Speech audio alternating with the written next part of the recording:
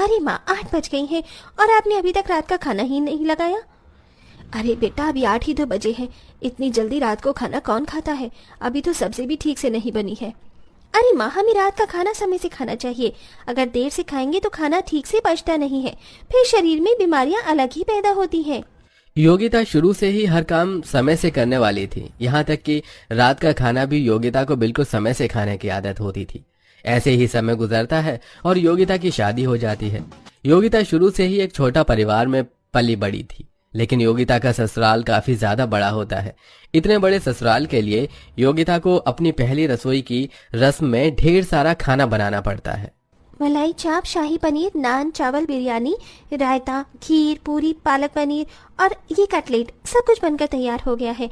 अब बस मेरे ससुराल वालों को मेरे हाथ का खाना पसंद आ जाए। योगिता ने बनाया हुआ ढेर सारा खाना ले जाकर डाइनिंग टेबल पर सर्व कर दिया।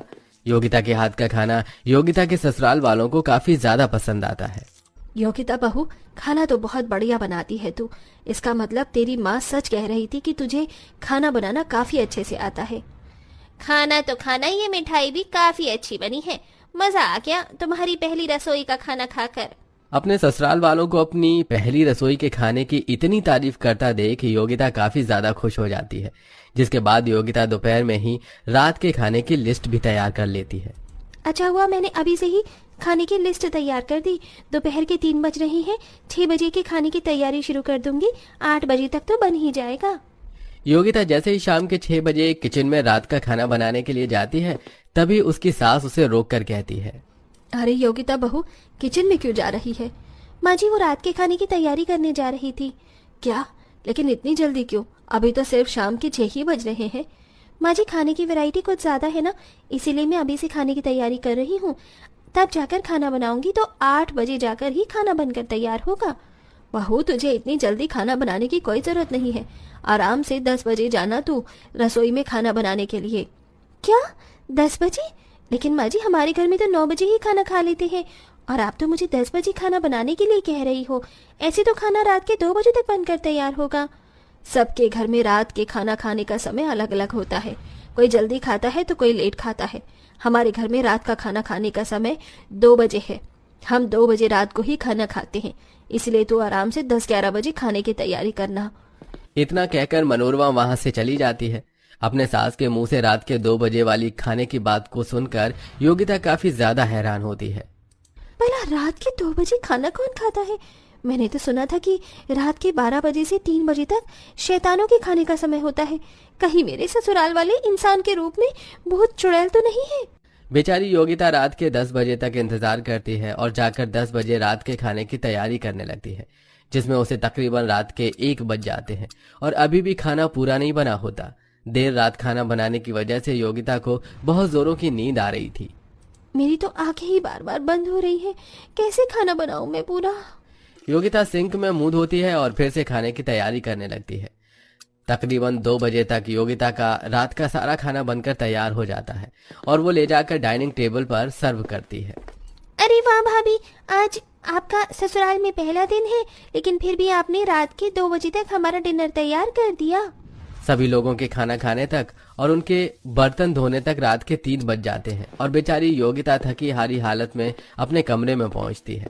अगर ये लोग रात के 2 बजे खाना खाते हैं तो उठते भी तो 10-11 बजे ही होंगे। कम से कम मेरी नींद तो पूरी हो जाएगी। योगिता कमरे की लाइट्स ऑफ करके सो जाती है, लेकिन जैसे ही सुबह के 6 बजते हैं तो योगिता का पति अनुराग गहरी नींद में सो रही योगिता को उठाने लगता है। योगिता उठो, योगिता घड़ी में सुबह के 6 बज गए हैं। हाँ, लेकिन आप मुझे इतनी जल्दी क्यों उठा रहे हैं?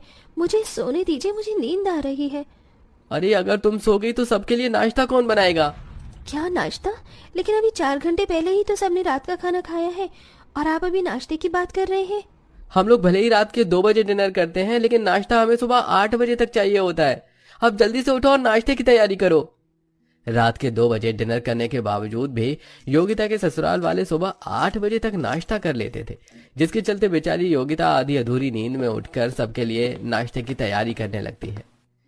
अरे ये क्या भाभी, आपने तो बस नाश्ते में ब्रेड जैम और चाय ही बनाई है, बाकी का नाश्ता कहाँ है? अरे और चाय भी कुछ खास नहीं बनी है बहू। आप सबने 2 बजे खाना खाया और सुबह 8 बजे आप नाश्ता कर रहे हैं। मेरी तो ठीक से नींद भी पूरी नहीं हुई है। बहू, मैं जानती हूँ ये सब तेरे लिए नया नया है, लेकिन धीरे धीरे तुझे इन सब की आदत पड़ जाएगी। चल अब जा और जल्दी से हमारे लिए नाश्ता बना कर ला। बड़े ससुराल होने की वजह से योगिता को तीनों वक्त खाने में काफी सारी वैरायटी बनानी पड़ती थी।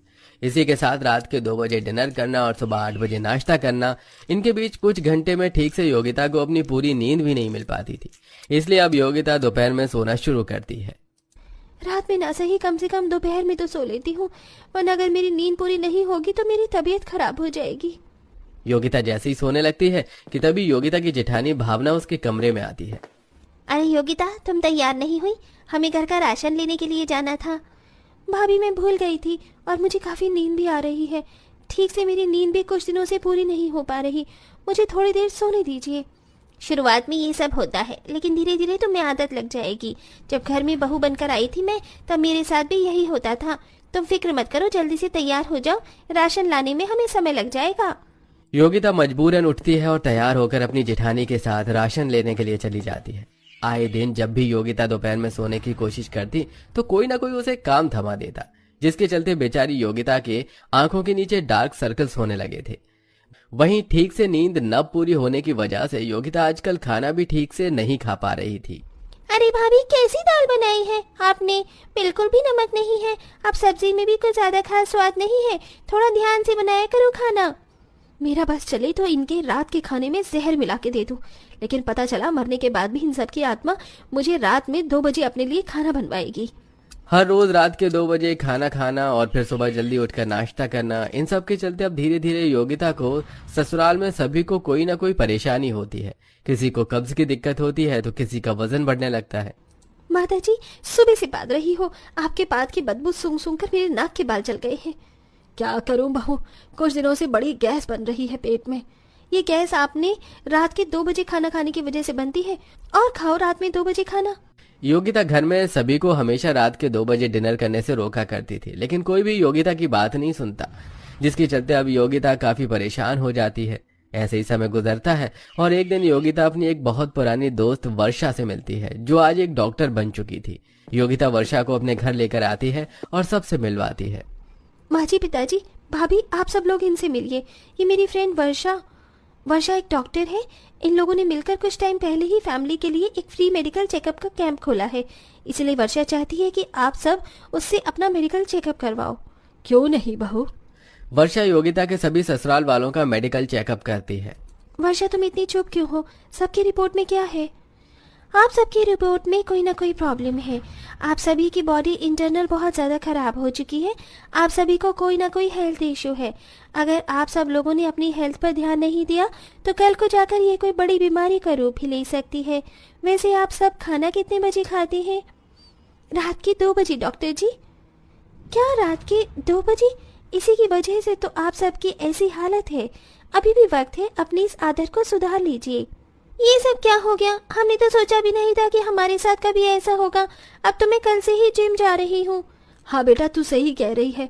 योगिता बहू, आज से ही तू हम सबके लिए रात में खाना 9 बजे तक तैयार कर देना।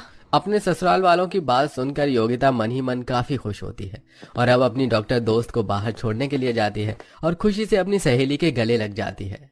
थैंक यू यार, अगर तू ना होती तो ये सब कुछ कभी ठीक नहीं होता। थैंक यू की क्या बात है?